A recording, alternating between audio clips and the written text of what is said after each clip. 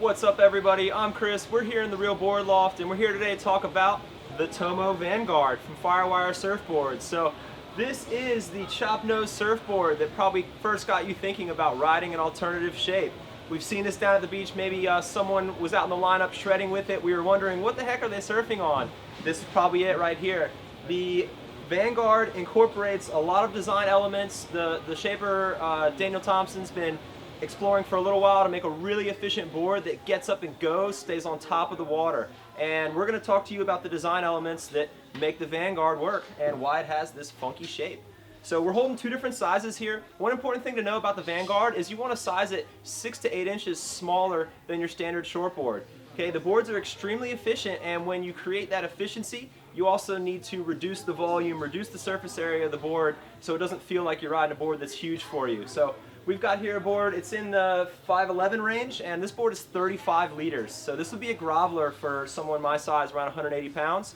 Over here to the left, we've got a board that is more in like the 4'11" range, and this board is 20 liters. So a lot smaller board here. This is like a Grom version, or you might use it for kiteboarding or something like that. So let's take a look at the overall shape on the Vanguard.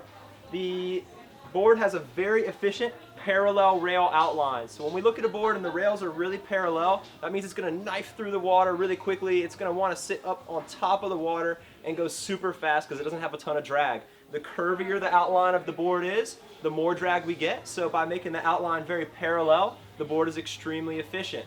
When we look at the bottom shape on the board, when we talk about this concave, aggressive is the word that comes to mind. So we've got an aggressive single concave coming through this board.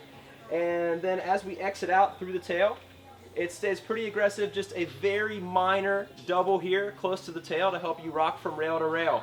We talked again about how this board is lightning fast. It's got a ton of efficiency. We need to control all that power and speed. So they've added some really nice channeling here coming out through the back of the board. So if you look at that shape on the tail, that channeling is pretty insane and deep. And it's going to act just like another little micro set of fins. It's going to help you grip the water and maintain control when you're going lightning fast down the wave. Now when we look at the tail shape, the nose shape of this board, it's pretty weird, right? One of the things that we notice when we're surfing a normal board, most of the time, a lot of that nose is out of the water anyways. All that the shaper has done here is basically truncate that nose. It provides a lot less swing weight, so if you're doing aerials or you're just doing a cutback, the board's going to have a different feel. You're going to be able to really dominate the board, and it's going to feel like an extension of your feet, which is what they're going for. Also, maintaining the width all the way up through the nose of the board means it's less likely to purl. It's going to do a little better in the soft spots in the waves. It's not going to bog down as quickly, so really stoked on this shape here. Also the way they've kind of foiled the nose a bit and rounded up the nose. If it does go to purl, the way this is shaped right here, that thing's going to want to pop right back up out of the water. So really cool design features on this board. They've got the board set up with future fins. You've got a 4-fin or 3-fin option. No matter what you choose, there's a big old tail block on this board. It's really wide, so be sure you choose a big fin. It's going to give you lots of control whether you're riding this as a quad or a thruster. Equally fun. This board is, in my opinion, going to peak in probably head high or under waves where you really want to do some shredding, do a lot of turns. If you've got some aerials in your bag of tricks, you're going to be doing those too. A good surfer can ride this in well overhead surf.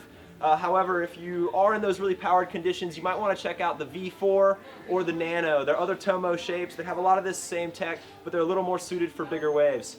If you want to learn more about the Vanguard or any of the Tomo shapes from Firewire, visit us at realwatersports.com.